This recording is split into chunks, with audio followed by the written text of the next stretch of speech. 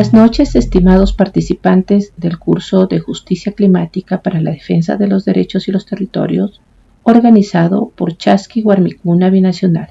Chasqui Warmicuna Binacional es una red de mujeres defensoras de la naturaleza y de las comunidades, mensajeras de la palabra, que aborda temas de interés común como la preocupación sobre el extractivismo, cambio climático, violación de los derechos de la naturaleza, las comunidades y las mujeres. Los invitamos a conocer más de nuestro trabajo en nuestra página web www.chasquiwarmicuna.org. Continuando con las sesiones de nuestro curso, hoy tenemos la tercera conferencia titulada La energía como cuestión vital sobre las raíces de la injusticia climática, a cargo de nuestro expositor argentino Horacio Machado Arauz. Horacio Machado Arauz es investigador independiente del CONICET en el Instituto Regional de Estudios Socioculturales IRES CONICET UNCA, donde coordina el colectivo de Ecología Política del Sur. Es profesor regular de Sociología 2 en la Facultad de Humanidades, en UNCA. Integra además el cuerpo docente del doctorado en Estudios Sociales Agrarios, UNC, y de la maestría en Ecología Política y Alternativas al Desarrollo en la Universidad Andina. Fue director del doctorado en Ciencias Humanas en UNCA entre 2016 y 2020. Desde el 2009 forma parte del grupo de trabajo Ecología Política desde el Sur a Yala de Claxo. Es autor de Potosí, el origen, genealogía de la minería contemporánea, Mar Dulce, 2014. Le damos un caluroso abrazo a la distancia a Horacio y le decimos bienvenido. Muchas gracias. Muchas gracias Nancy y a Ivonne por la invitación. Este, yo vivo acá en Catamarca, que es una provincia andina del noroeste de Argentina. Es una provincia que hace 3 décadas ha sido invadida por procesos de minería transnacional. Este, y bueno, eso ha significado un trastorno muy fuerte sobre las formas de vida de nuestros pueblos, y es un poco eso lo que me ha llevado a eh, hacer caminos de aprendizaje eh, junto con las organizaciones que se fueron construyendo para la defensa de la vida, de los territorios vivos, y entonces yo me siento un deudor eh, de esos conocimientos construidos en la defensa de esos territorios. Entonces es un poco lo primero que quiero decir. Este, yo creo que eh, lo que aprendemos eh, por ahí en el campo científico es relativamente importante, y solamente es valioso en tanto y en cuanto podamos relativizar ese conocimiento eh, y revisarlo críticamente, sobre todo a la luz de otras formas de saber y de conocimiento, sobre todo aquellos que están comprometidos con el sostenimiento de la vida. Entonces, más allá de lo mucho que debo agradecer, de lo que aprendí, eh, en la universidad y en mi propio oficio de investigador como parte de una universidad pública, es mucho más lo que yo aprendí escuchando, caminando, aprendiendo, acompañando y sirviendo eh, a, eh, a las personas que sienten eh, la necesidad de defender sus territorios de las violencias, ¿no? Entonces, de las múltiples violencias. Entonces es un poco eso lo que quería poner como compartir, digamos. Eh, Como es tarde, como es bastante tarde, por lo menos para acá, para los que vivimos en esta latitud sur, voy a tratar de, digamos, ir como esquemáticamente siguiendo una guía, una hoja de ruta que preparé para compartirles estas reflexiones y en todo caso después abrimos para conversar, ¿sí? Entonces, voy a empezar a compartir eh, ese, eh, este PowerPoint, ¿no es cierto?, que había preparado. Bueno, en el marco de el proceso que ustedes vienen realizando, se me invitó para dar una mirada que venimos trabajando sobre qué es la energía, ¿no? Muchas veces, ¿qué tiene que ver la energía con el clima y qué tiene que ver la cuestión, ¿no es cierto?, de la crisis energética, la crisis climática, ¿no? Entonces, lo primero que decimos, ¿no es cierto?, es que eh, estamos en el marco de un desorden que no es solamente ecológico y geológico, sino que es un desorden político, ¿no? Y tiene que ver con una forma de maltratar la energía, una forma de una negligencia energética. La crisis climática es producto de una negligencia energética, ¿no? Entonces, eh, yo creo que estamos viviendo dentro de un modelo civilizatorio, esto que vamos a llamar y vamos a definir como la civilización colonial moderna, la civilización colonial capitalista moderna, el modelo de vida occidental que se ha erigido sobre un régimen de malversación energética. Este, y, digamos, para ir un poco al grano, decir, bueno, el colonialismo es la raíz de la crisis climática. Entonces, esa es un poco la idea de lo que quería plantear y el fondo de la cuestión que quiero plantear. Entonces, la idea sería, bueno, que vamos a hacer un camino de reflexión que vamos a partir de la desnaturalización de la crisis climática a la necesidad de descolonizar la energía, ¿no? Eh, la idea sería tratar de comprender la crisis climática como síntoma y expresión de una crisis civilizatoria, no como una falla o como consecuencia del desarrollo de la humanidad. La humanidad no es la que ha provocado la crisis climática, es una parte, digamos, minoritaria, ¿no? La crisis climática no es un fenómeno natural, sino es la consecuencia de procesos históricos, geológicos, políticos.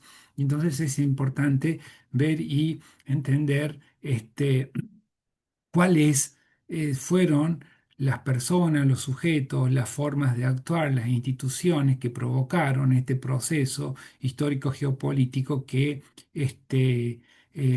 ha terminado desencadenando la gravísima crisis climática en la que estamos inmersos, ¿no? Entonces, esta crisis climática es producto de una injusticia histórico-estructural y una injusticia que sabemos tiene una envergadura geológica, política, ¿no? Y en ese marco, la idea sería preguntarnos qué papel juega la energía y qué relación hay entre energía y clima. ¿Cómo es que la civilización que está en crisis definió, concibió, trató y usó la energía?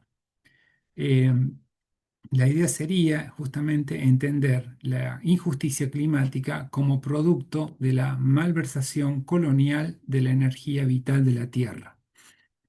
Ese sería, digamos, un poco los propósitos, los objetivos que nos vamos a querer plantear. Eh, decimos que es importante entender el colonialismo como un fenómeno estructural que provoca un proceso de malversación energética. Y esa malversación energética es lo que está en la base material del capitalismo. eh, y el capitalismo funciona bajo una dinámica de violencia que es lo que está provocando una injusticia biológica, geológica, societal, ¿no? Para entender esto, ¿no? Para ver cómo en realidad el colonialismo es un fenómeno de injusticia energética,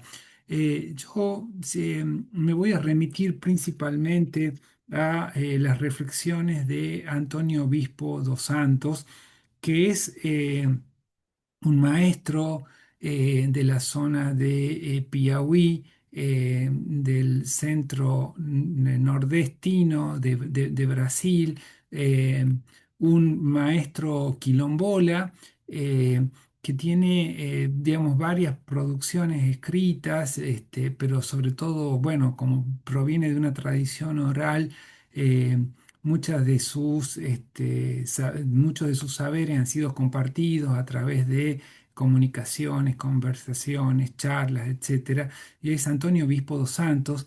Y él en su librito que se llama, que fue publicado en el año 2023, justo antes de que él falleciera, porque él fallece a fines del 2023, yo tuve la gracia de conocerlo. Él tiene un libro del cual voy a tomar algunas reflexiones aquí para compartir con ustedes. Ese libro se llama A Terra dá, a Terra quer, es decir, la tierra da, la tierra quiere. Él, reflexionando sobre lo que ha pasado en su territorio, él dice lo siguiente. Con la llegada del agronegocio y los hábitos colonialistas, ahora hay regiones donde ya no se puede criar, no se pueden criar animales, ¿no? De lo que vivían. Llegaron los plantadores de soja y de eucalipto, desmontaron millones de hectáreas, plantaron y nos prohibieron sembrar y criar suelto, como siempre habían criado. Esto acabó la ganadería, la recolección de frutos del bosque, acabó un modo de vida. Chapada Grande tenía una infinidad de plantas, un monte lleno de frutos y animales, una vida ampliamente compartida. Esas vidas fueron atacadas y destruidas. Las prácticas que hacían que esas formas de vida aconteciesen también dejaron de existir. ¿Y qué pasó con esas personas que sabían vivir de esas prácticas y de esos modos? En esa zona también no solamente fue afectada por monocultivos, plantaciones de eucaliptos y de soja, sino también por eh, crecientemente grandes parques de molinos eólicos y parques de paneles fotovoltaicos que se presentan como fuentes de energía renovable, energía limpia, que estarían, entre comillas, ayudando a afrontar la crisis climática. Y él dice esto.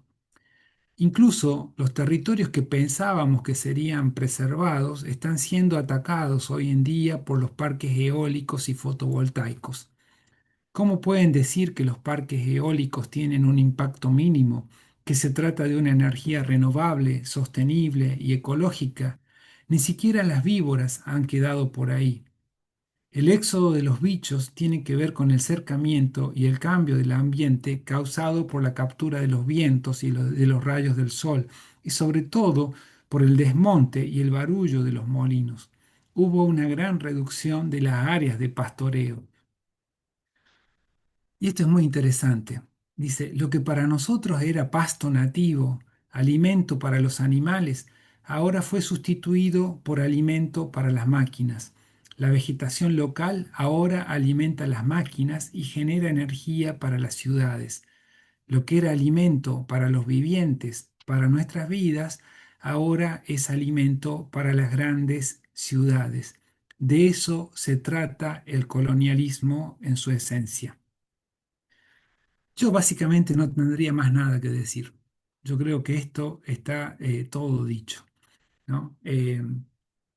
El colonialismo es un fenómeno eminentemente energético, un fenómeno de injusticia energética, donde hay una apropiación de pocos de la energía que es de todos y un proceso, ¿no es cierto?, de eh, apropiación y transferencia, por eso digo, de malversación de esa energía, que es lo que sostiene la vida y que es desviada para sostener y alimentar máquinas, ¿no? Entonces, esto es lo que vemos a lo largo de los últimos 500 años y que está en la base de esta civilización que se presenta como la civilización superior, la civilización desarrollada, ¿no? Y frente a lo cual todo lo que es distinto se presenta como si fuera subdesarrollado, bárbaro, salvaje, ¿no?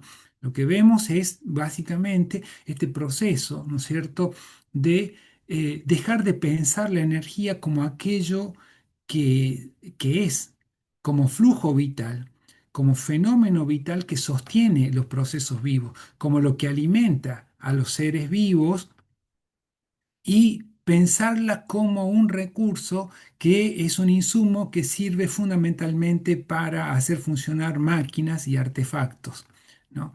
Estas imágenes que ustedes ven acá son imágenes de dos zonas de mi provincia, una que se llama Antofagasta de la Sierra y otra Tinogasta, que justamente son zonas andinas donde hay lagunas, donde hay vicuñas, donde hay llamas, donde hay flamencos, donde hay una extraordinaria biodiversidad con fuentes de agua bastante escasas, ¿no? Eh, Acá ustedes pueden ver a la derecha de la pantalla también una finca campesina donde hay maíz, donde hay tomates y otros cultivos que sirven para alimentar. Estas zonas históricamente vivieron de la agricultura y de la ganadería. Tuvieron la mala suerte de que allí empezaron a encontrar litio y dicen que el litio eh, no dicen, el litio se ha vuelto un objeto, un elemento codiciado, porque es la base principal, la base material para hacer baterías de autos eléctricos. Y entonces eso ha desencadenado, ¿no es cierto?, hoy una fiebre del litio, ¿no? Y entonces lo que ha ido pasando es que empresas transnacionales dedicadas a extraer litio han empezado a invadir estos territorios, ¿no? Lo que ustedes ven ahí a la derecha de su pantalla es una foto de una imagen de panorámica de la explotación de litio de la mina Zijin, que es una mina, una empresa minera china que está operando en Fiambalá. El proyecto se llama Tres Quebradas y usa muchísima agua para extraer sales de litio que, como digo, van a parar a autos eléctricos. Ustedes pueden ver ahí, ¿no es cierto?, las imágenes, ¿no es cierto?, cómo eh, este proceso implica ir, como dice Antonio Obispo dos Santos, produciendo un proceso de desertificación, de desplazamiento de toda la biodiversidad y los modos de vida, las agroculturas que vivían y que daban la vida en esos territorios y que producían esos territorios vivos, ¿no es cierto?, para instalar, ¿no es cierto?, una gran maquinaria extractivista que obtiene una mercancía que se llama carbonato de litio y que se usa para baterías de autos, que son autos de lujo.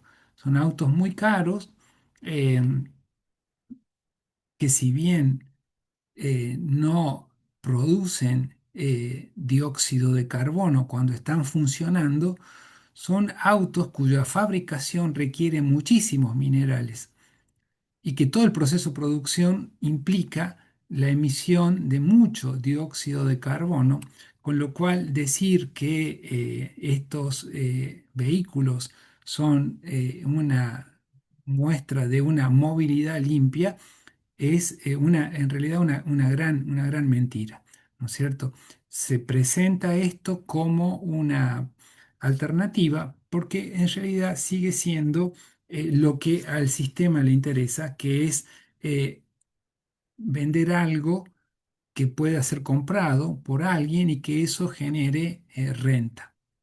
Esa es la idea. En definitiva, lo que tenemos, esta ecuación energética del colonialismo, donde la energía, que es lo que debiera sostener seres vivos y sistemas vivos, es extraída de esos sistemas vivos y es trasvasada para alimentar una maquinaria y para producir energía para otros.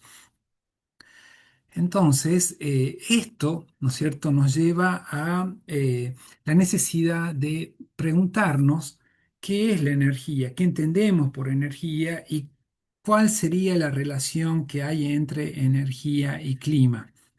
La pregunta por la energía es una pregunta inconmensurable. No hay una única respuesta. Es una pregunta sobre la vida misma, es algo que nos desborda, ¿no? La energía está fuertemente vinculada con la vida. No hay vida sin energía, ¿no es cierto? Y entonces no hay posibilidad de dar una respuesta taxativa sobre eso. No son preguntas abstractas, no admiten respuestas únicas ni universales. Todo depende, en todo caso, a nosotros nos interesa más que una definición, es ver quiénes son los que han respondido históricamente a la pregunta sobre qué es la energía. Es importante preguntarse quiénes son los sujetos que nosotros imaginamos que pueden responder con autoridad y con pertinencia a la pregunta sobre qué es la energía. ¿Quiénes serían los que nos tienen que contestar eso? ¿Son los físicos? ¿Son los matemáticos? ¿Son los geólogos o son las biólogas? ¿A qué rama de la ciencia correspondería hablar sobre la energía? O incluso más, ¿son los científicos los que nos tienen que decir qué es la energía? ¿Las comunidades indígenas no tienen una forma de definir y de concebir la energía? ¿Las agricultoras, las campesinas, no tienen una definición de energía? ¿Sería la misma forma de entender la energía eh, la de las mujeres o la de varones, la de cuerpos racializados? Son los petroleros los que nos tienen que hablar de energía, quizás los banqueros, los gerentes de empresas transnacionales, o serían empleados de las fábricas, los que viven en las grandes ciudades o los pobladores de las zonas rurales. Como ustedes pueden ver, todas estas posiciones de sujeto nos darían muy diferentes formas, ¿no es cierto?, de entender, de concebir la energía. Y más que una definición, ¿no es cierto?, nominal, más que las palabras, lo que importa acá son las prácticas. No es tanto cuando nos preguntamos sobre la energía, no es qué se dice sobre la energía, sino qué se hace con la energía. ¿Quiénes son los que han contestado, ¿no es cierto?, eh, por la energía? En este caso, entonces, es importante señalar que las respuestas por la energía están mediadas por relaciones de poder. Y en la raíz de la cuestión, esta crisis climática nos revela las conexiones que hay entre energía, clima y poder. En realidad revela lo que nosotros llamamos las perturbaciones que el poder, un determinado patrón de poder, ha provocado sobre las relaciones energéticas que se dan en la Tierra, entre todos los elementos y seres que componen la biocomunidad terráquea. Hay un grupo de sujetos históricos que se arrogó la pretensión de definir y de responder por toda la humanidad qué es la energía. Entonces, la respuesta por la energía es un ejercicio de un acto de poder y de una violencia, de un patrón de poder que fue pensado y ejercido como dominación social y como explotación del mundo de lo vivo. Es eso lo que ha definido la energía y esa definición de energía es lo que finalmente ha terminado provocando un profundo trastorno del clima y una transformación catastrófica de la biosfera de la Tierra que depende fundamentalmente del clima.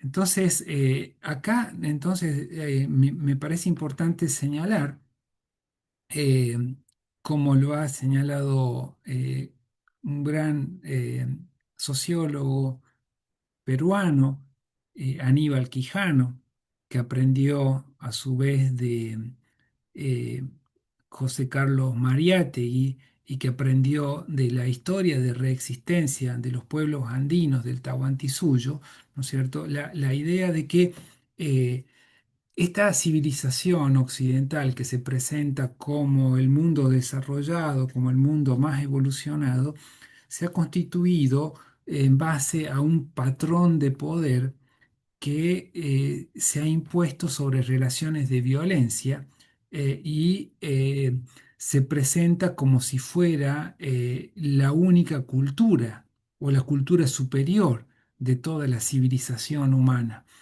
Eso es lo que está en el origen.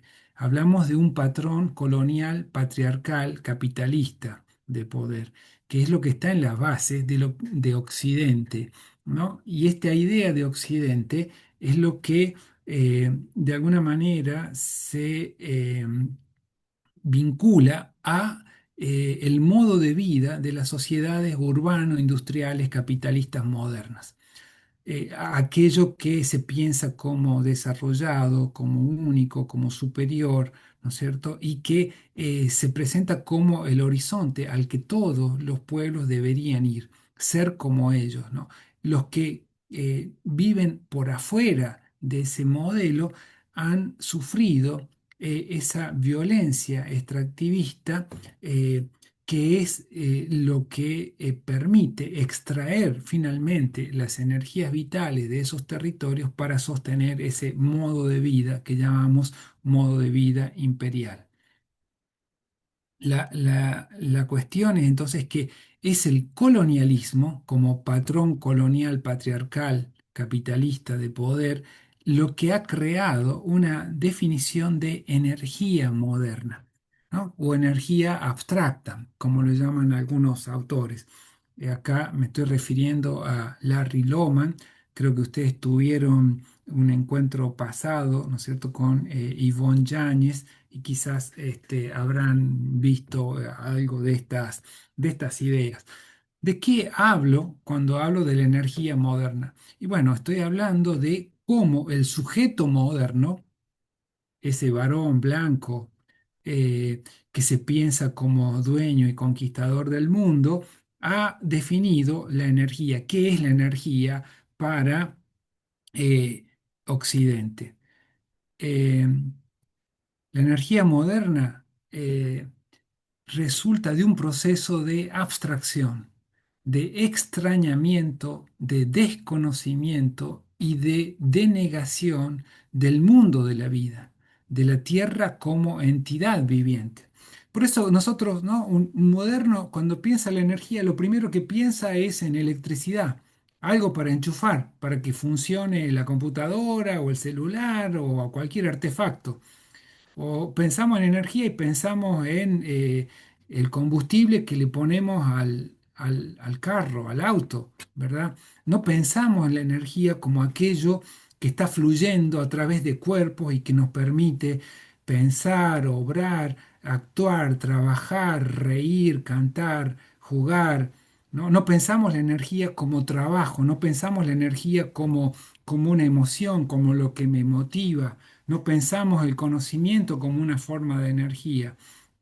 Entonces, esa es la idea, ¿no? El proceso de abstracción significa que la energía ha sido completamente desgarrada del mundo de lo vivo y se piensa simplemente como una cosa, como un insumo que sirve para hacer funcionar máquinas. Fíjense, la ciencia occidental moderna dice la energía es la capacidad para realizar un trabajo, es una fuerza trabajo. Y se dice que una fuerza realiza un trabajo cuando hay un desplazamiento del centro de masas del cuerpo sobre el que se aplica la fuerza en la dirección de dicha fuerza. El trabajo de la fuerza sobre ese cuerpo será equivalente a la energía necesaria para desplazarlo. Esta idea precisamente habla, ¿no es cierto?, de un uso de la energía. Es una definición muy convencional y muy operacional, hecha no casualmente a fines del siglo XVIII, justamente cuando se empieza a producir ya a gran escala esta maquinaria industrial que piensa a todos los seres vivos simplemente como insumos para fabricar cosas que se venden en el mercado y que piensa los cuerpos como fuerza de trabajo, piensa los ríos como fuerza de trabajo, ¿no? Todo simplemente como fuerza capaz de mover máquinas. Otra definición es que, vista desde la lógica de la tecnología y la economía, la energía se refiere a un recurso natural que permite generar fuerza, trabajo aplicada a mover máquinas y transformar materiales para darle un uso industrial o comercial. ¿No? Fíjense entonces que eh, esto es lo que digo que me parece que necesitamos repensar radicalmente.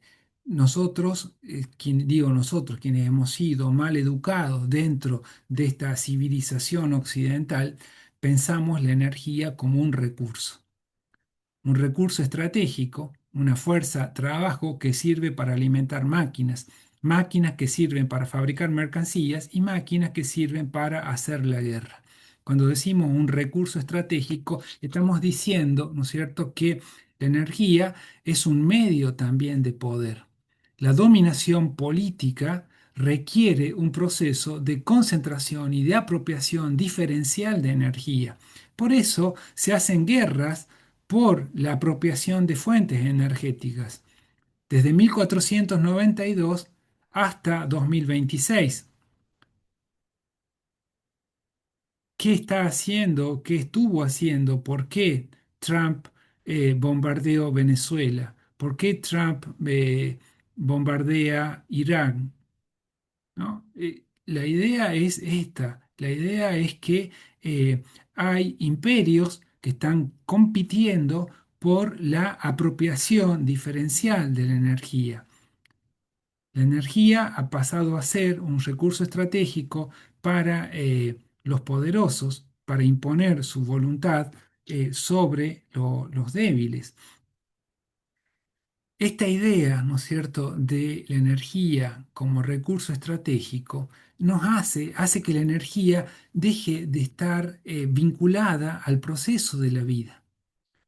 La energía es lo que mueve máquinas, las máquinas pueden servir para hacer riqueza o para matar. Eh, la energía ya no tiene nada que ver con el mundo de lo vivo.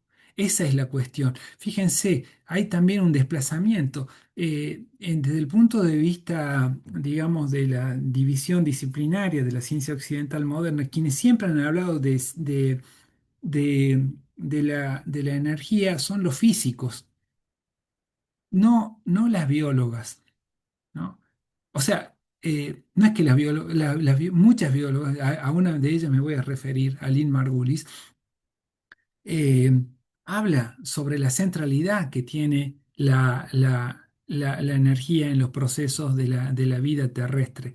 Pero esas voces han sido completamente este, eh, marginalizadas, acalladas, ¿no? Lo que tenemos nosotros es como la física que piensa el mundo como, no como un planeta vivo, como un sistema orgánico, sino como algo mecánico, como un sistema de máquinas. Esa era la idea que tenía Descartes sobre el planeta y sobre la naturaleza. la energía es campo de la física, no el campo de la biología.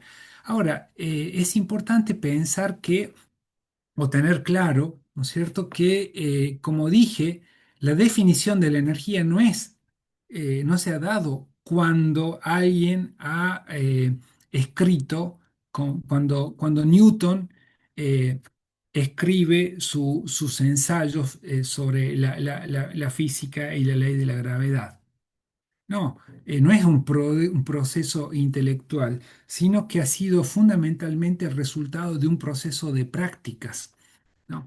Y esta definición de la energía como un recurso estratégico para concentrar poder y para imponer su voluntad de poder y para generar privilegios de minorías, este tipo de tratar la energía vital como un recurso estratégico para la dominación política se ha empezado a usar a partir del proceso de invasión, conquista y colonización de la entidad geosocial llamada por el conquistador América, los pueblos territorios de Abya Yala.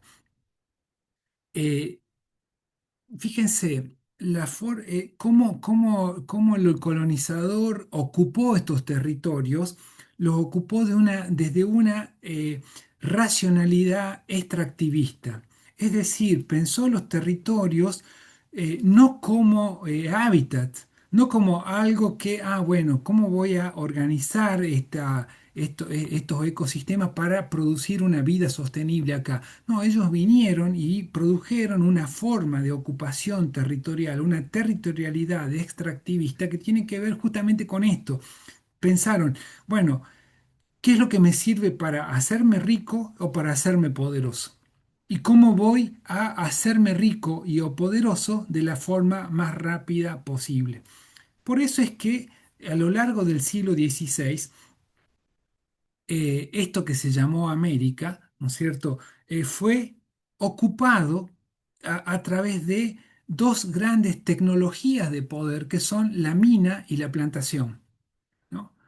Minas de plata, de oro, ¿no?, para la extracción de metales preciosos, o grandes plantaciones de caña de azúcar, ¿no es cierto?, que sirvieron para producir azúcar, que era una mercancía de lujo en el siglo XVI que se vendía a las personas ricas y adineradas, ¿no es cierto? Y que permitió el despliegue y el desarrollo de esa forma de necroeconomía que después vamos a conocer como el sistema capitalista, ¿verdad?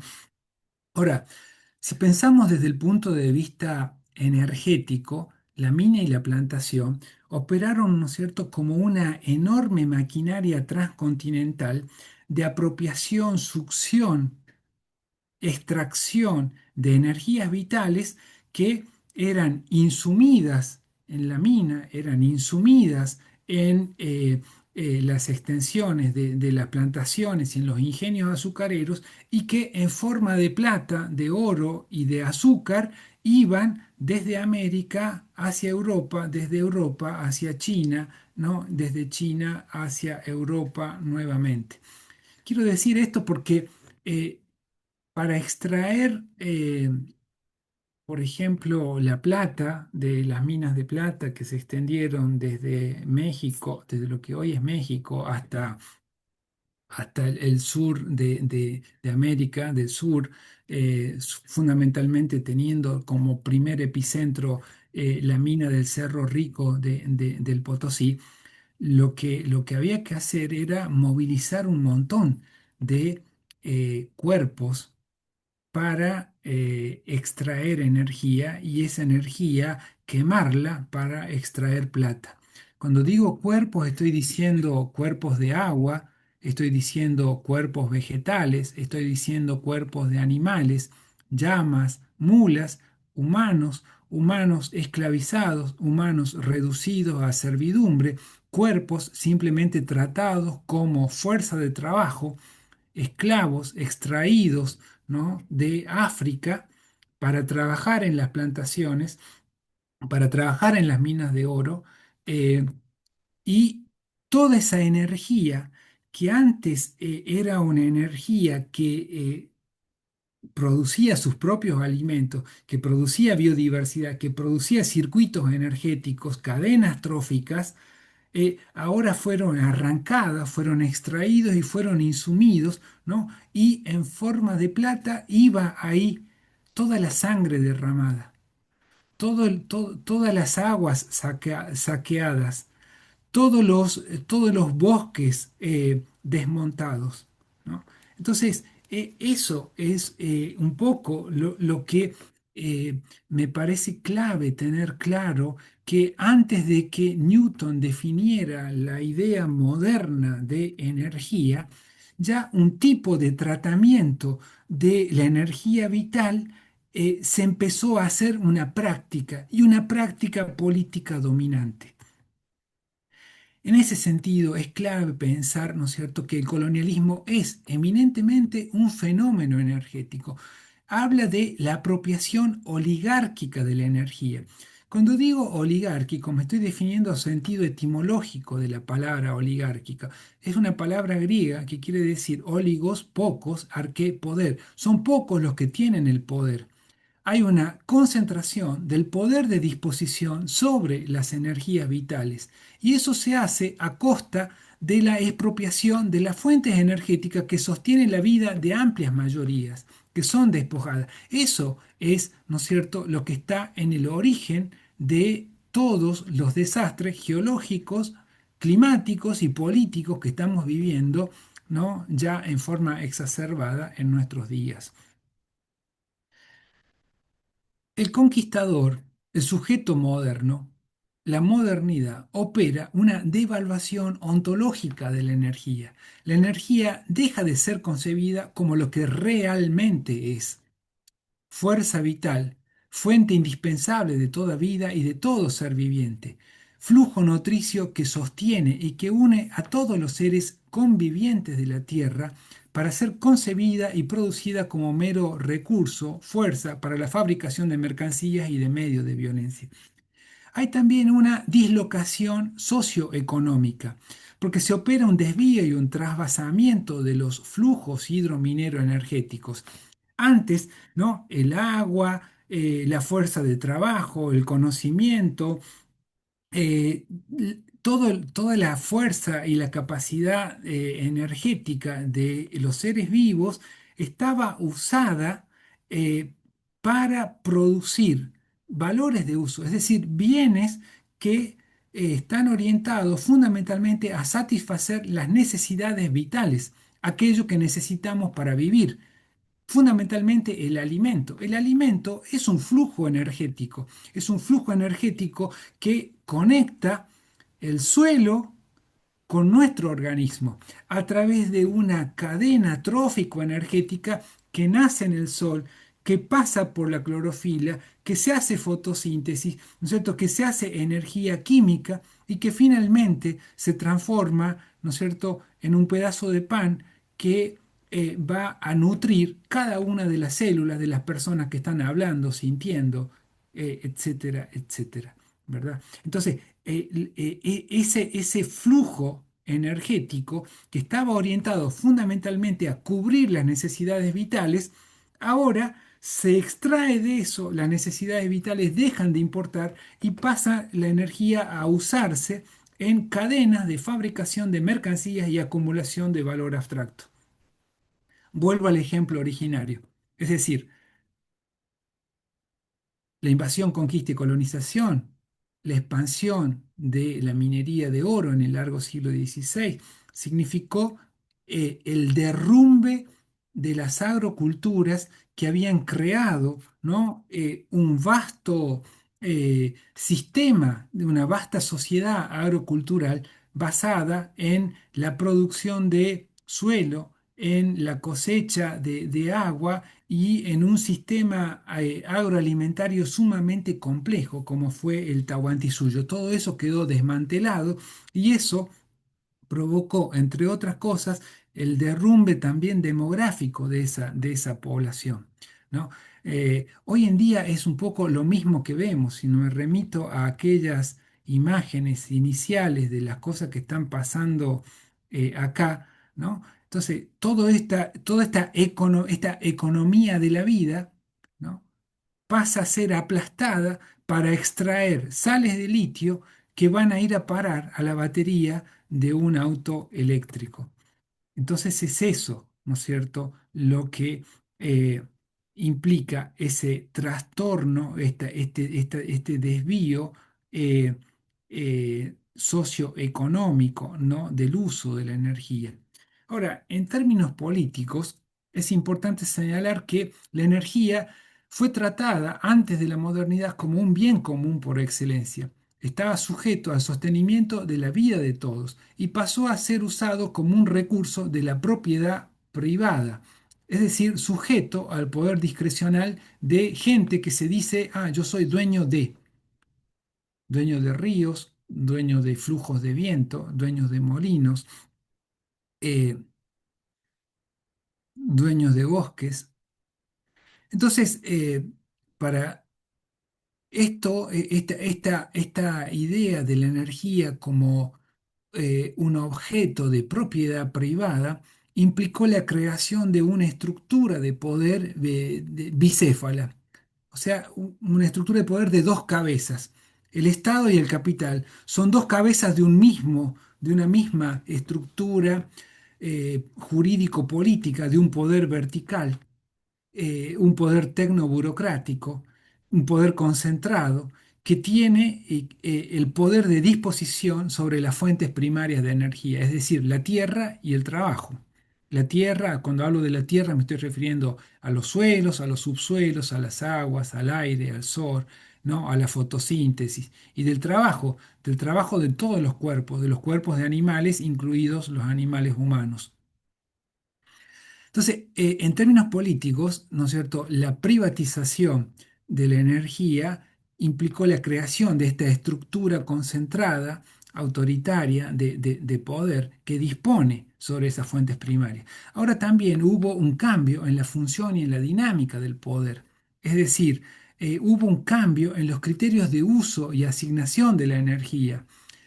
Mientras que antes la energía se administraba desde la lógica de la sostenibilidad, ahora la energía se administra bajo la lógica de la rentabilidad. Es decir, antes la energía estaba orientada fundamentalmente a producir la vida. Ahora la energía pasa a ser simplemente administrada en función de qué es lo que permite acumular más poder y más riqueza abstracta, ¿no? Esos son los criterios en función de los cuales se dice, ah, en este territorio no se va a hacer uva, no se va a hacer vino, no se van a criar cabras, no se va a producir queso de cabra, no se va a producir maíz, zapallo, legumbres, vamos a sacar litio. ¿Por qué? Y porque el litio es rentable, porque el litio yo lo puedo vender a China, lo puedo vender a Estados Unidos y Elon Musk puede hacer un auto de lujo para venderlo a los súper ricos. El criterio de la rentabilidad se impone sobre el criterio de la sostenibilidad. La energía entonces, los que deciden qué se hace con la energía de esos territorios usan el poder como un medio de dominación y de explotación, como medio de dominación y de explotación para crear condiciones de privilegio y para perpetuar condiciones de privilegio. ¿Qué quiere decir privilegio? Una situación donde alguien usufructúa de beneficios que no pueden ser socializados, que no pueden ser universalizables. Eso es un privilegio. Yo tengo, ¿no es cierto?, una situación de exclusividad respecto a las condiciones materiales de vida.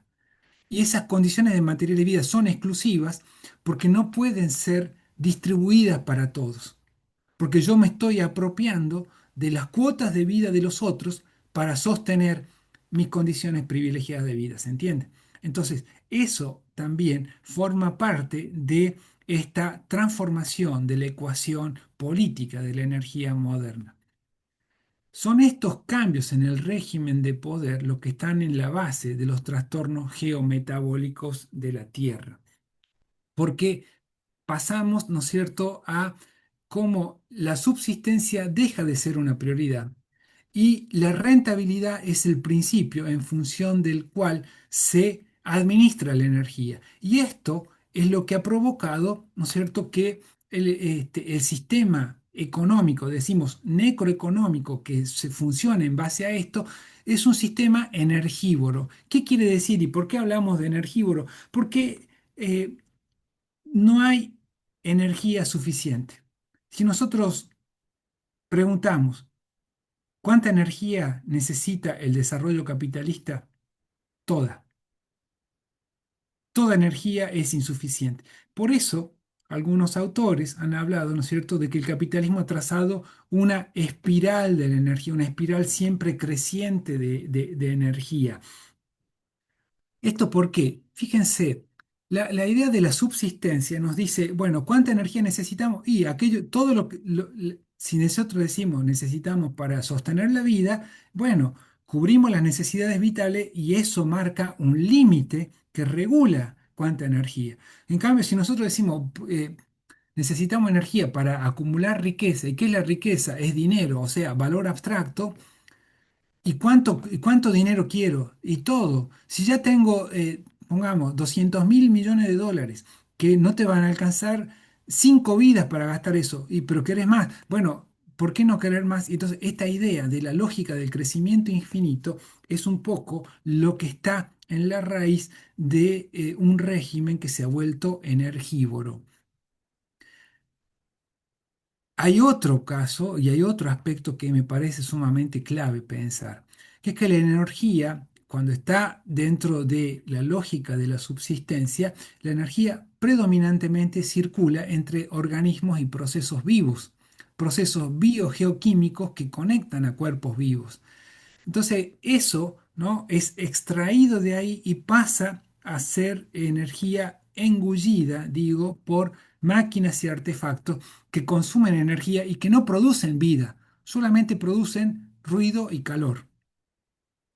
Mientras que la vida que circula a través de organismos produce más vida y sostiene vidas, el sol, la clorofila, la fotosíntesis, la alfalfa, la cabra, el cabrito, la comunidad que se come un cabrito y la circulación de eso, ¿verdad? En cambio, la energía, los rayos de sol geológicamente acumulados en forma de petróleo, que yo le pongo una máquina, lo único que producen es el movimiento de la máquina y como consecuencia del movimiento de la máquina, gases, dióxido de carbono y ruido, calor, calor y ruido. Eso significa que cuando la energía pasa cada vez menos entre procesos y sistemas vivos y pasa a ser cada vez más transferida y engullida por máquina, se acelera la entropía, es decir, la capacidad de autorregeneración de la vida terrestre. Y esto, en definitiva, es lo que ha terminado, ¿no es cierto?, provocando la transformación geofísica de la termodinámica de la Tierra. ¿Qué quiere decir esto? Quiere decir que eh, un sistema energívoro, ¿no es cierto?, ha ido usando primero todas las energías disponibles, talando bosques, usando y desviando cursos de agua, usando fuerza de trabajo, mucha fuerza de trabajo esclavizada, energía del músculo animal, eh, pero cuando se acabó el stock de esos flujos energéticos, esas energías de base biológica, como la biomasa, la fuerza animal, ¿no? Se empezó a apelar a los stocks de energía geológica, el carbón, el petróleo, los combustibles fósiles. Los combustibles fósiles vinieron, ¿no es cierto?, a producir un salto energético eh, para alimentar esta maquinaria que digo es una maquinaria energívora. Y cuando digo que cuando digo el carbón y el petróleo como combustibles fósiles, no son algo distinto del sol. La fuente primaria es el sol, son esas radiaciones cósmicas. Nada más que el petróleo y el carbón son el último lugar de descanso de esos rayos del sol después de cientos de millones de años que han ido circulando desde esa energía cósmica transformada en materia orgánica, transformada en moléculas de hidrógeno y carbono, de hidrocarburos que se fosilizaron, ¿no es cierto?, y que quedaron encerradas en las entrañas de la Tierra por procesos biogeoquímicos de la propia Tierra, ¿no es cierto?, que a través de muchos procesos ha ido capturando esas cuotas de hidrógeno y de carbono para hacer las energías fósiles. Entonces, el carbón y el petróleo es como un crédito solar que está ahí en la Tierra. Cuando nosotros o cuando este sistema necesitó más energía, empezó a recurrir a eso, ¿no? Eh, Ahora, ese carbono geológicamente acumulado eh, ha empezado a ser quemado drásticamente y ha carbonizado la atmósfera.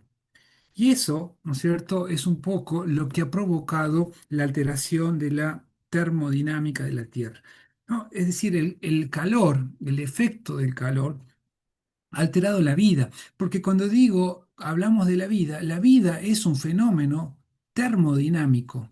Cuando decimos termodinámico, quiere decir que la vida para producirse requiere determinados rangos mínimos y máximos de temperatura. La vida es un fenómeno termodinámico. Por eso los cuerpos, cuando están enfermos, o tienen fiebre, o los cuerpos, cuando no tienen suficiente calor, corren riesgo de vida. Los cuerpos de los humanos, ¿no es cierto?, tenemos una temperatura media de 36,5, 37 grados. Arriba de eso ya tenemos fiebre y nosotros necesitamos controlar eso. El cuerpo de la Tierra tiene la fiebre de la energía quemada por el conquistador. Lo que se llama crisis climática es resultado de esta perturbación catastrófica de los flujos hidrominero-energéticos que fueron extraídos de los sistemas de vida para ser insumidos por un régimen oligárquico energívoro. Cuando digo régimen oligárquico energívoro, vuelvo a decir esto, lo oligárquico quiere decir que son muy pocos los que tienen el poder de disposición, ¿no es cierto?, de la energía que es de todos, que de la energía que la tierra nos regala, que el sol nos regala, que los bosques nos regalan, que los ríos nos donan, que la biodiversidad nos regala. Nancy Fraser, que es una filósofa y una teórica política que yo admiro mucho, ella dice: el sistema capitalista concede a la clase capitalista licencia para extraer materias primas, generar energía, determinar el uso de la tierra, diseñar sistemas alimentarios, bioexplorar principios medicinales, desechar residuos, cediéndole el control sobre el aire y el agua, el suelo, los minerales, la flora, la fauna, los bosques, los océanos, la atmósfera y el clima. Eso significa un sistema oligárquico, ¿no? Un régimen oligárquico es que los que se dicen dueños, los inversores, ¿no?, los que tienen el poder del dinero para comprar tierras, bosques, montañas enteras, esos son los que disponen de la energía vital que extraen, ¿no? Extraen y entonces dejan sin cubrir los requerimientos vitales de las poblaciones que son saqueadas, donde esa energía vital es extraída, para ser usada y puesta al servicio de esas condiciones de vida privilegiadas de los grandes ricos y poderosos. Esto, por supuesto, es una afectación a la convivencialidad, es una afectación a la justicia, pero esa afectación a la justicia es una afectación también a la sostenibilidad, a la habitabilidad de la vida terrestre. Para ir cerrando, yo querría volver un poco a el pensamiento de Antonio Obispo dos Santos, que nos invita a pensar la energía como aquello que alimenta a los seres vivos.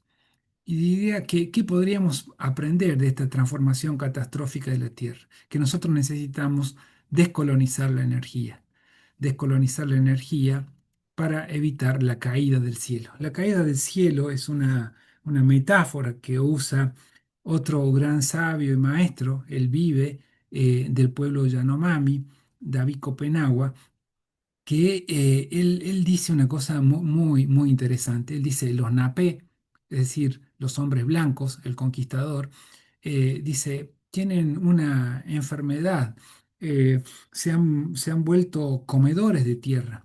Pues claro, ellos viven ahí en la floresta amazónica, que es una selva cultural, tropical, húmeda, alimentaria, es un ecosistema producido por el modo de vida que ha sido cultivado por los pueblos que habitaron y construyeron la habitabilidad de ese territorio, ¿no es cierto? Y ahora están siendo invadidos por mineros que van a extraer tierras raras, oro, ¿no es cierto?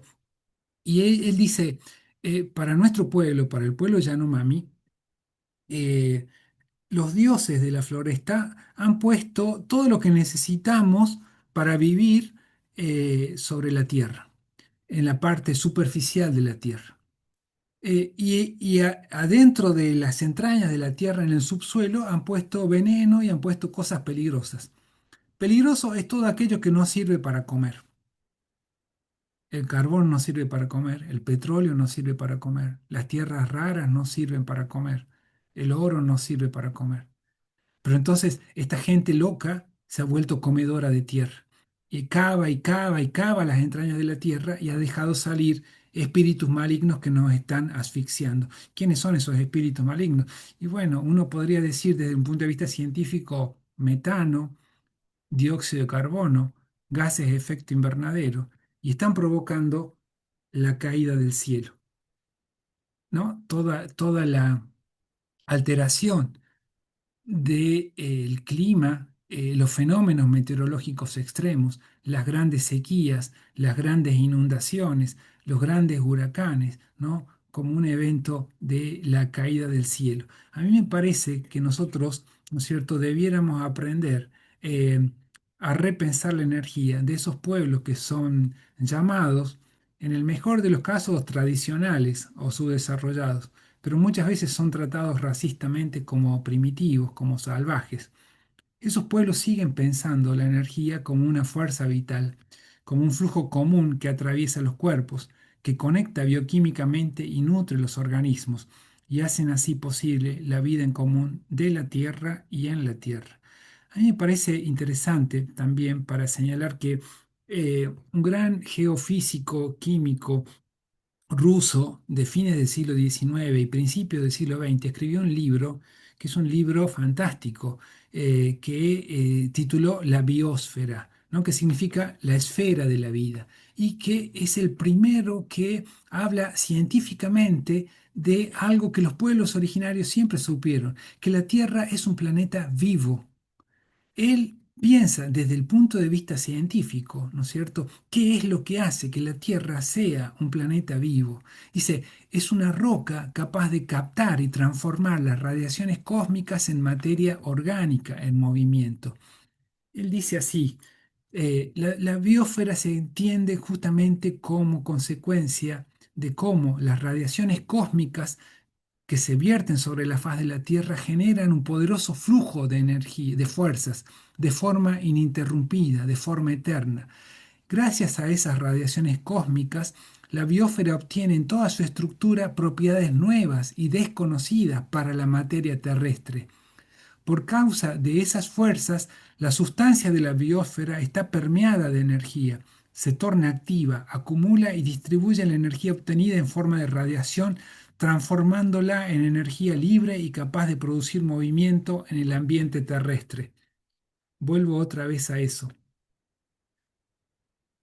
La molécula de magnesio que compone la clorofila es lo que permite, ¿no es cierto?, captar esa energía, producirla y transformarla bioquímicamente, dar lugar, ¿no es cierto?, a la fotosíntesis, dar lugar a la vida del cuerpo vegetal que después va a alimentar través de todo el circuito hidrominero energético que se dibuja a través de cadenas tróficas que son interespecies, transespecies, intergeneracionales y transgeneracionales, la vida de la Tierra desde hace 4.500 millones de años en adelante.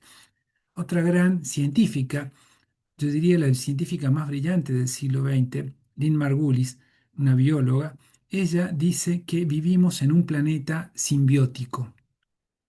La idea de simbiosis implica, ¿no es cierto?, que la vida se produce a partir de relaciones comunitarias de reciprocidad y de cooperación entre células, bacterias, organismos y procesos complejos de intercambio metabólico en una compleja trama de seres convivientes. Somos una biocomunidad. Lo que circula a través de la biocomunidad es energía. El metabolismo es el proceso de circulación y de transformación energética que se da entre células, entre organismos, entre sistemas, entre ecosistemas. La vida es lo que emerge como producto de ese proceso metabólico de la Tierra, que nació en las arqueobacterias y que desde entonces sostiene y produce la incesante automanutención de la biosfera. Por medio del metabolismo, dice, ese incesante flujo químico de energía, la vida continuamente se produce, se restaura y se perpetúa a sí misma. Cuando hablamos de simbiosis, estamos hablando simplemente de la vida como es compartida a través del contacto físico y la circulación energética que se produce a través de ese contacto. Nuevamente, rayos de sol, clorofila, mitocondrias, flujos hidrominero-energéticos que nos conectan a una gran comunidad de comunidades convivientes. Saber que la energía es fundamentalmente un flujo vital común que nos hace vivir y que sostiene nuestra vida, creo que es clave para repensar radicalmente la energía, dejar de pensarla como un insumo que mueve máquinas para entenderla como un alimento que sostiene comunidades bióticas. Eso, muchas gracias. Muchas gracias, Horacio, por tu brillante exposición. Realmente nos has dejado pensando en esto de la energía. Y yo tengo una pregunta hasta que todos los compañeros se van animando a escribir sus preguntas en el chat. Eh, en relación a, tú sabes que ahora pues estamos viviendo en todos nuestros territorios, aquí en el Abya Yala, una persecución a los defensores y a las defensoras, ¿no? Pero ahora el territorio se está derechizando mucho más, ¿no? Ahora hemos tenido ya la elección de Colombia, hemos tenido la elección de Perú también. ¿Cuál crees tú que va a ser el futuro de la Via Yala en estos próximos años, ¿no? Em, y también relacionado con el tema de las guerras por los recursos, ¿no? ¿Cómo ves tú este panorama tan que nosotros desde Chasqui Binacional lo vemos bastante oscuro, ¿no? Pero quisiéramos saber tu opinión. Y nuevamente muchas gracias, Horacio, por tu tiempo y por lo brillante y la claridad de la exposición. Eh, bueno, sí, efectivamente, yo creo que estamos viviendo una situación sumamente crítica. em, y esa situación extremadamente crítica tiene que ver con, a mi modo de pensar humildemente, em, la naturalización de lo que llamo el habitus conquistual. La idea de que mayoritariamente nos pensamos como conquistadores. Y que lamentablemente creo que no hay una respuesta acertada eh, desde la gente que se opone a la violencia para responder a eso. Eh, Aníbal Quijano habló de colonialismo, pero también habló de colonialidad. La idea de colonialidad me parece sumamente clave porque es, digamos, cómo el colonizado cree que para salir de su situación de subordinación tiene que llegar a vivir como el colonizador. Y eso es un poco lo que se traduce en lo que llamamos la fantasía colonial desarrollista. Antes de que tengamos esta ola de derecha, de derechas extremas, hemos tenido olas de gobiernos que se decían de izquierda o que se dicen de izquierda. Y esos gobiernos que se dijeron de izquierda no dejaron de aplicar una práctica sacrificial, extractivista de los territorios, quizás con la única diferencia de que decían que explotaban los territorios con el fin de redistribuir esa riqueza a través de planes sociales. La redistribución de los planes sociales de la no, no, no, no significaba cambiar el modo de producción de extractivista de esa dicha riqueza. ¿Se entiende? Entonces, la riqueza que se distribuía era una riqueza que estaba manchada de sangre. Era una riqueza que también no solamente nacía de la explotación sacrificial de territorios, sino que también estaba destinada a ser como fue, pan para hoy y hambre para mañana.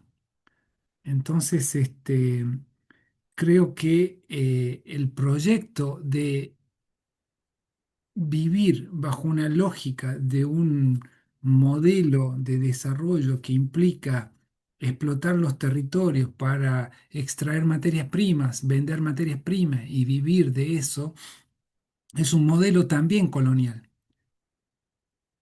Así sea que eso esté administrado por gobiernos que son de derecha o por gobiernos que se dicen de izquierda. Eso no cambia la cuestión. Y yo creo que desde los gobiernos no hay mucha idea. Creo que las élites intelectuales y políticas no tienen mucha idea de qué hacer. Por eso yo no miro mucho para arriba cuando busco qué hacer. Miro más bien para abajo. Miro qué están haciendo y qué están procurando hacer la gente de los abajos, como dice Raúl Siveci. Eh, entonces, un poco eso. Gracias, Horacio. Acá te comento un poco lo que está en el chat. Betty Vázquez de Honduras nos dice los Estados Unidos e Israel están interviniendo en Latinoamérica en noviembre en Honduras. Indulto a un presidente narcotraficante, pero se llevaron a Maduro supuestamente por lo mismo, ¿no? Y volveremos a ser el patio trasero de los Estados Unidos. La derecha capitalista, a través del fraude, asaltan el poder. Y acá tengo también yo otra pregunta eh, que, que te la hago, que es, ¿qué hacer con la ambición humana y para una concientización y la valorización de la energía? Porque al parecer la codicia, y que no tiene límite del humano, puede estar llevándonos a nuestra autodestrucción. Y yo agradezco esa pregunta porque me permitiría, por lo menos, sentar un punto ahí de debate. Eh, yo creo que no hay que naturalizar la violencia y tampoco hay que naturalizar la codicia. El ser humano no es naturalmente egoísta, ambicioso, ilimitadamente codicioso. El ser humano no nace ni bueno ni malo, tampoco es naturalmente bueno. El ser humano es lo que se hace dentro de redes de relaciones sociales donde aprendió a vivir, donde fue educado, bien educado o mal educado, ¿se entiende? Entonces, nosotros tenemos modelos antropológicos creados por filósofos del norte que no casualmente operaron un proceso de naturalización de la violencia.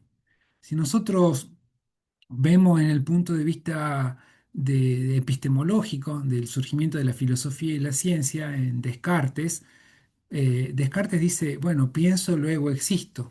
Entonces, piensa lo existente a partir de un individuo, es el individuo como un sujeto racional, un sujeto que tiene razón, pero parece que esa razón razona sin cuerpo y que es un cuerpo, ¿no? absoluto, un individuo absoluto. Si nosotros vemos desde el punto de vista político, lo que tenemos es Hobbes. Y Hobbes que decía que el hombre es como un lobo para el hombre, que el hombre naturalmente tiende a satisfacer su codicia, su egoísmo, y lo mismo dice Adam Smith dentro de la economía. La verdad que ellos no están describiendo la naturaleza humana, ellos están describiendo un modelo histórico de un tipo de subjetividad que se estructuró y que se mundializó en ese largo siglo XVI. Estos son autores, ¿no es cierto?, del siglo XVI y del siglo XVII, del siglo XVII y del siglo XVIII. Descartes escribió en 1624. Adam Smith publicó La riqueza de las naciones en 1776.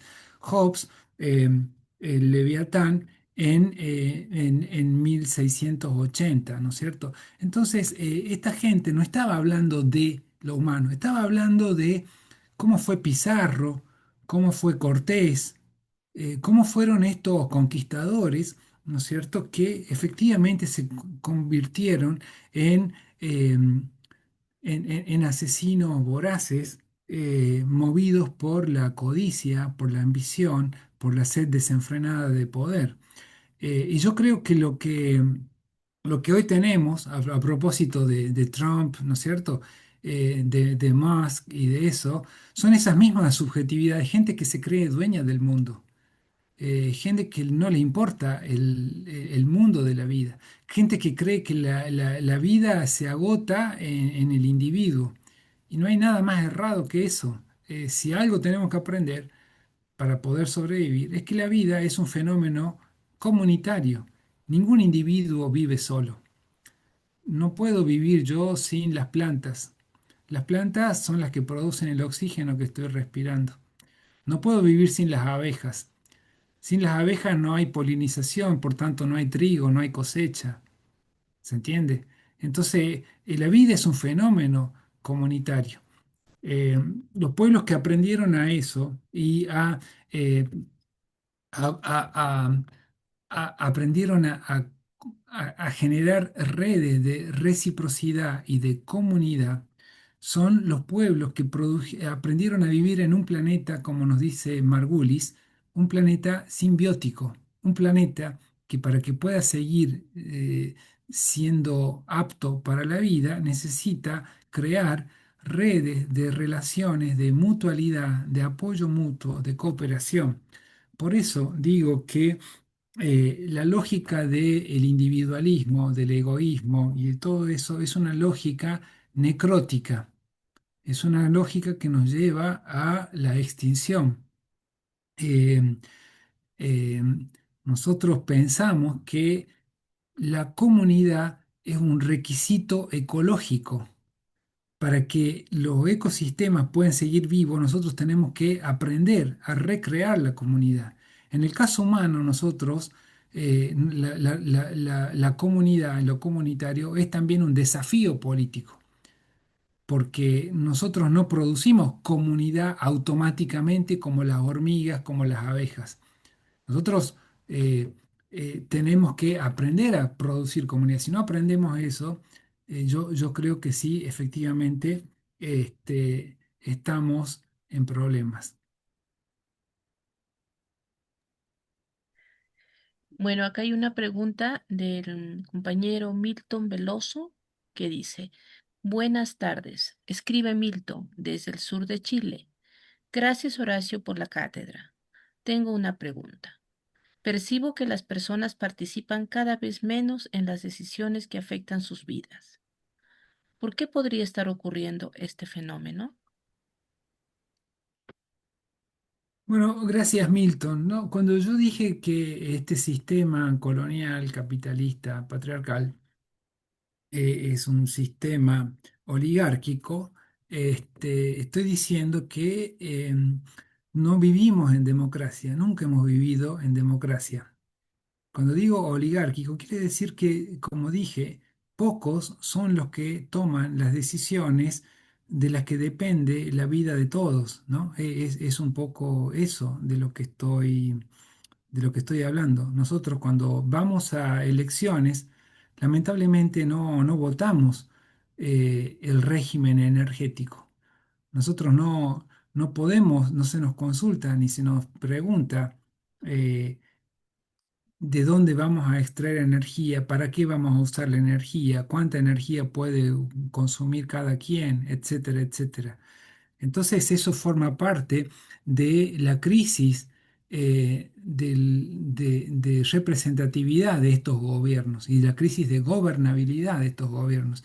La gente, creo, no vota a las derechas, la gente vota contra lo que está, ¿no? Y entonces el voto simplemente, aparte de que también es cada vez más eh, objeto de manipulación por un montón de mecanismos y de dispositivos cada vez más perversos, las redes, la inteligencia artificial, etcétera. eh, Digo, nosotros no elegimos quién va a gobernar, pero no qué ni cómo va a gobernar. Eso es digamos, hay una crisis, ¿no? de estos sistemas, porque es cada vez más evidente que nosotros estamos impedidos de decidir sobre las cosas fundamentales que afectan a nuestra vida. Somos rehenes, elegimos una gente que está ahí cada 4 años y que esa gente está vinculada también con grandes grupos poderosos que también tienen vínculos de eh, coerción, mecanismos de coerción. Por eso dije, ¿no es cierto?, que este sistema oligárquico es de una estructura tecnoburocrática bicéfala. Está el Estado y están las empresas transnacionales. Y todo eso, ¿no?, arma, ¿no?, como una maquinaria vertical que concentra el poder de disposición de las energías vitales. Eso es parte del problema. Entonces nosotros necesitamos, ¿no es cierto?, recrear un poder desde abajo y, digamos, horizontalizar digamos, la decisión sobre las energías.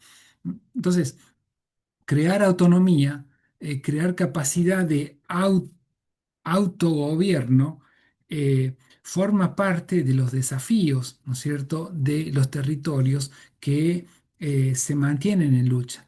Los territorios que dicen, bueno, están diciendo acá no van a explotar este cerro, acá no van a desmontar este bosque y vamos a defender eso, están de alguna manera también recreando una forma de democracia pequeña desde abajo que está reafirmando su legitimidad para decidir sobre aquello que es fundamental para el sostenimiento de la vida de esas comunidades. Cuando determinadas comunidades dicen no a estas explotaciones, están ejerciendo una democracia real, una democracia. Ahora, muchas veces lo que pasa es que ese tipo de ejercicio se da en condiciones de enorme asimetría, en grandes desigualdades de poder, y muchas veces son, como sabemos, reprimidos, perseguidos, criminalizados. Muy pocas veces esas luchas, ¿no es cierto?, logran sostenerse y hacerse cada vez más fuertes para evitar esto. Entonces ahí está la lucha. Yo creo que esas luchas por el territorio son luchas también por la democracia, por una forma de reapropiación del poder de autogobernarse. Gracias, Horacio, por tu respuesta. Acá desde Ecuador nos dicen, desde los pueblos necesitamos seguir ampliando la lucha social como lo hicimos en Ecuador, provincia de Azuay, Cantón Cuenca, Parroquia Molleturo, Comunidad Río Blanco, en donde la resistencia es el único camino para frenar las transnacionales mineras que quieren destruir nuestros territorios. Eva Baneste nos dice, la vida y la existencia es energía, somos energía. ¿Cómo promover la circulación de una energía que no se basa en modelos occidentales capitalistas como la codicia, la avaricia, el egoísmo entre humanos?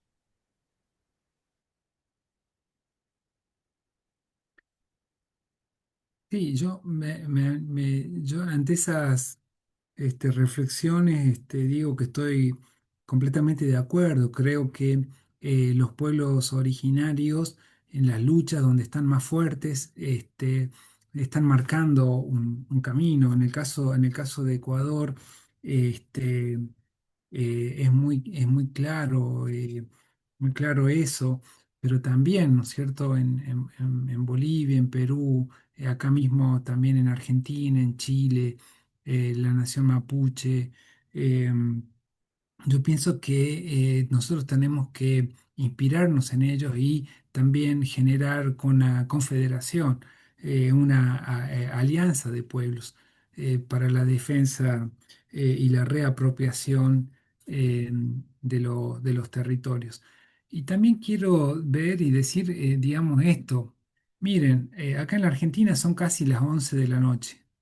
Eh, Estamos conversando, en otros lugares quizás es un poco más, no es tan tarde, pero ustedes vienen de un proceso donde se vienen juntando y reuniendo, dejando de lado muchas cosas, eh, eh, y se reúnen porque están preocupados por algo, ¿no? Entonces, yo quiero decir que eso implica un gasto energético. Nuestros cuerpos están gastando energía para recrear una comunidad que es una comunidad, si bien virtual, es una comunidad espiritual muy fuerte. Es importante tomar nota de esto. Quizás no con alguna de ustedes no nos veamos nunca en forma física, cara a cara.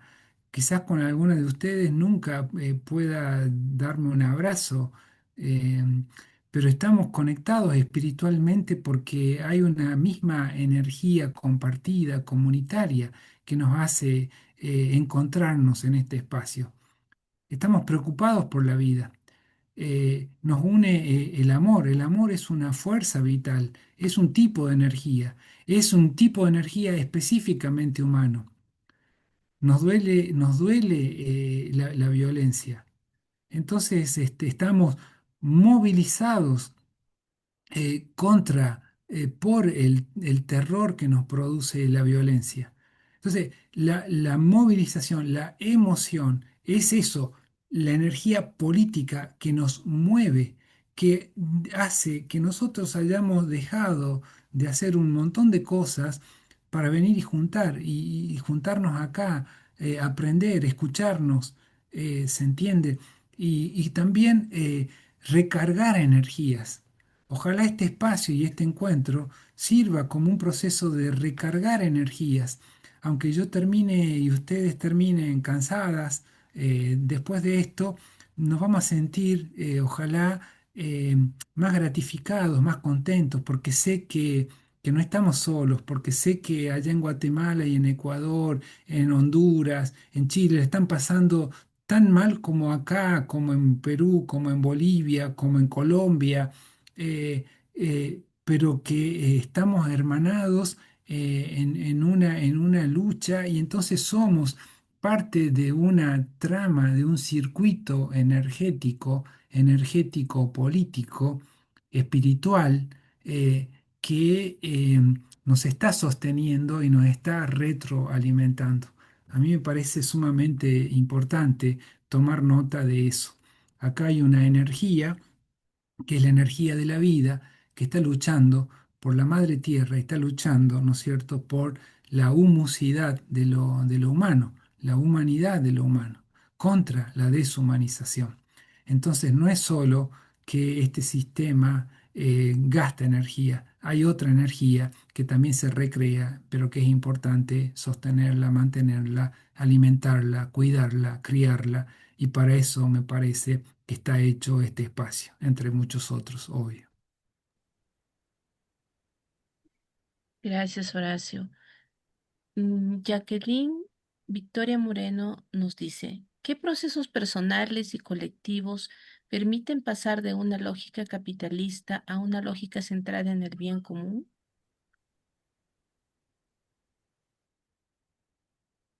Bueno, un poco yo me repito en esto, ¿no?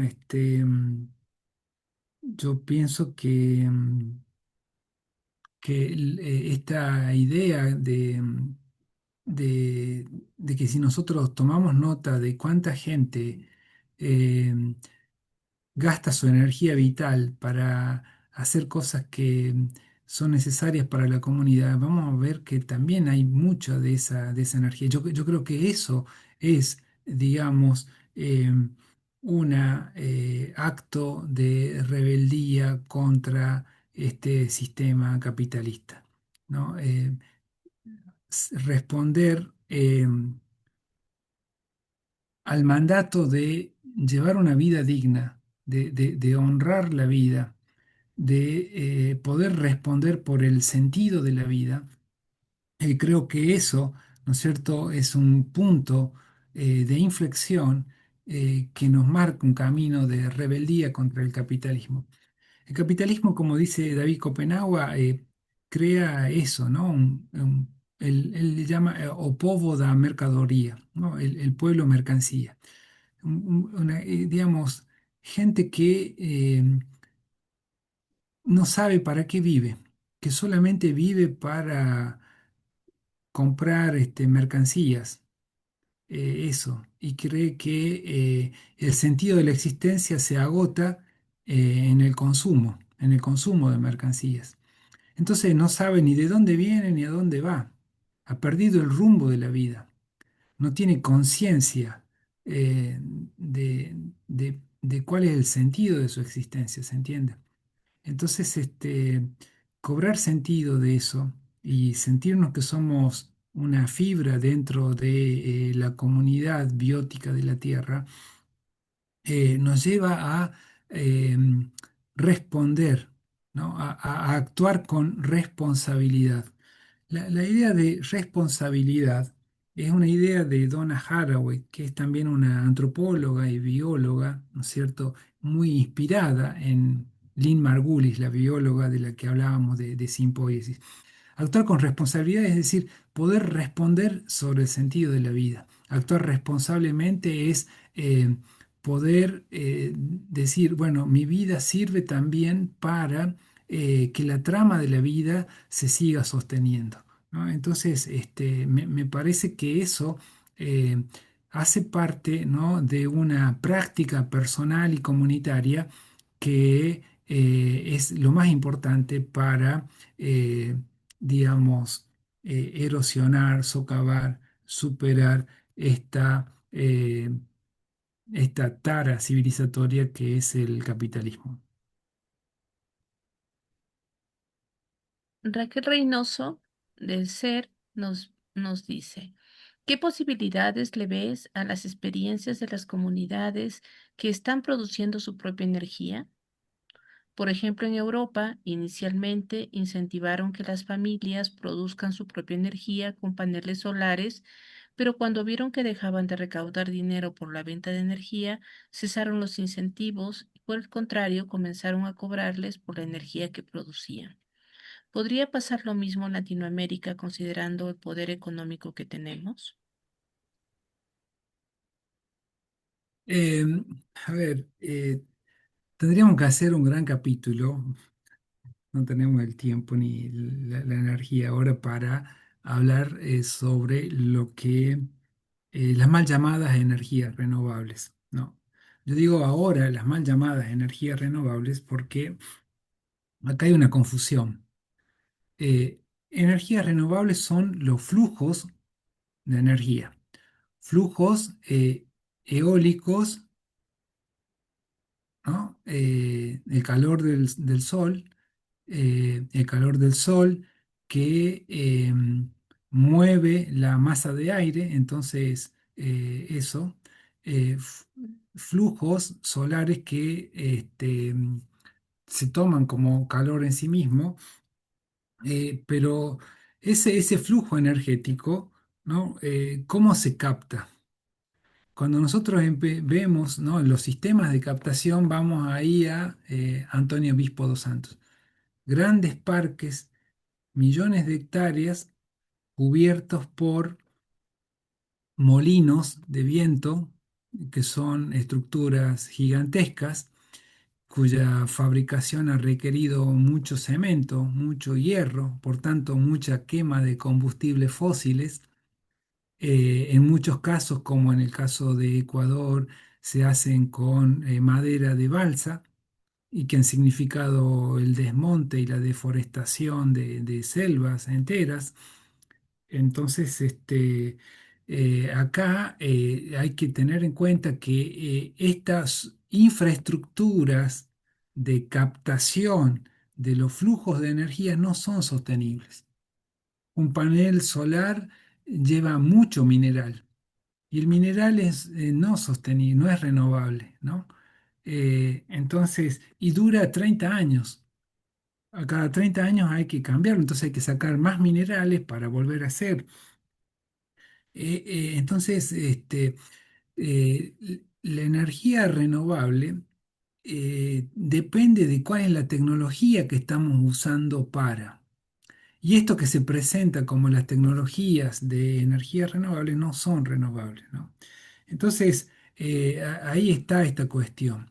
Por otro lado, la otra cosa que más allá de lo tecnológico está esta ecuación de poder eh, de la energía. Es decir, va a ser el criterio en función del cual la comunidad va a administrar la energía. ¿Para qué va a usar la energía? No solamente de dónde va a sacar la energía, cómo va a sacar la energía, sino para qué va a usar la energía, ¿se entiende? Entonces, todo eso hace parte de un proceso de reapropiación de la energía como flujo vital. Eso, naturalmente, yo creo que solamente tenemos posibilidad de descolonizar la energía partiendo de comunidades. No va a ser el Estado ni la empresa lo que va a operar eso. Por eso sí creo que las comunidades territoriales, en su pequeña escala, pensando qué energía van a usar, cómo la van a usar, para qué la van a usar, son la clave de bóveda para hacer esta gran transición civilizatoria que necesitamos hacer para volver a la energía. Yo también en este sentido digo, lo fundamental es el régimen de poder sobre la energía. Murray Bookchin, que es un ecologista norteamericano, él escribió en 1980 ya sobre esta cuestión. Él decía esto. Dice, la energía solar, la fuerza eólica o la agricultura orgánica variarán muy poco nuestro desequilibrio con la naturaleza si dejan intactos el patriarcado, la empresa transnacional, la estructura política centralizada, el sistema de propiedad y la racionalidad tecnocrática. ¿Se entiende? Es decir, no se trata solo de qué fuente energética voy a usar, sino cuál es la estructura y el régimen de poder que va a administrar esa energía, desde qué lógica, con qué criterio. Voy a usar el criterio de la sostenibilidad o el de la rentabilidad. Voy a priorizar la energía para cubrir necesidades vitales o para aquello que me da más dinero. Entonces, ahí se juega, porque no es una cuestión de un cambio de tecnologías solamente, ni principalmente. Es un cambio cultural sumamente más complejo, un cambio que es cultural, económico, político y también espiritual. También un cambio en el régimen emocional y de la subjetividad de las personas. Todo eso está involucrado en el cambio energético que nosotros necesitamos hacer.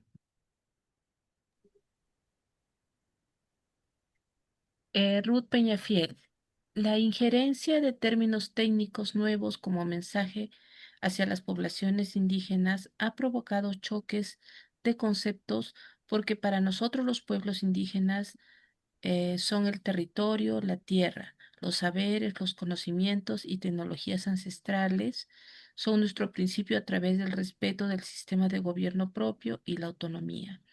Este choque nos ha permitido sostener nuestros conceptos de sistemas y de complementarios a, a través del diálogo intercultural.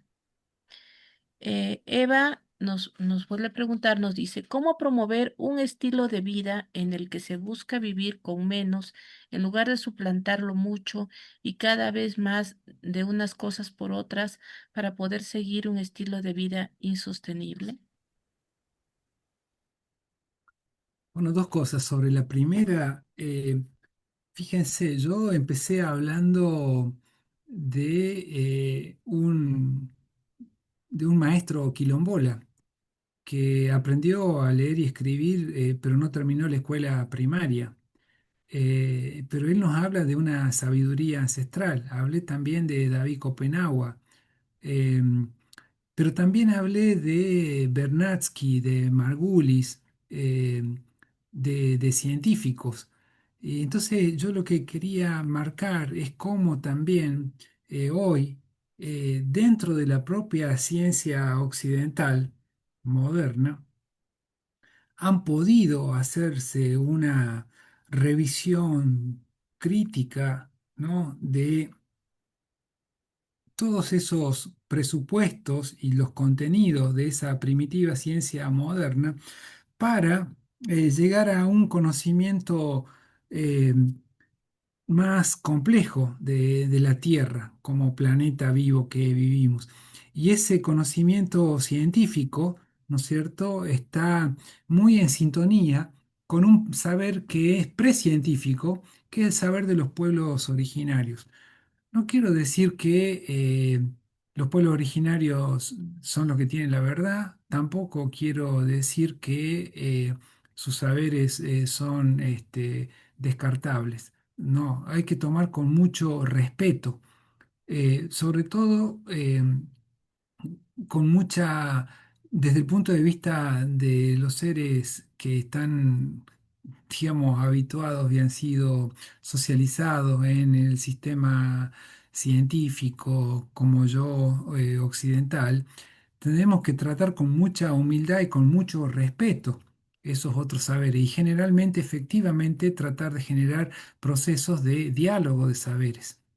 La ciencia no tiene la verdad, digamos, y la ciencia necesita eh, eh, complementar su perspectiva epistémica con los saberes ancestrales de las agroculturas que han construido un conocimiento que les ha servido para sostenerse vivos, ¿no?, durante miles de años, mucho más que esta civilización. Esta civilización tiene apenas 5 siglos, es una civilización joven, nuevita, que son 500 años a la luz de 3.000 años, de 4.000 años que tienen algunas culturas de nuestros pueblos ancestrales.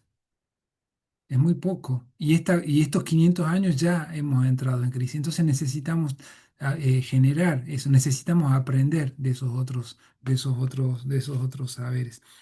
Eh, la otra cuestión, lo que decía la otra compañera, no es vivir con poco, yo creo que es vivir con suficiente.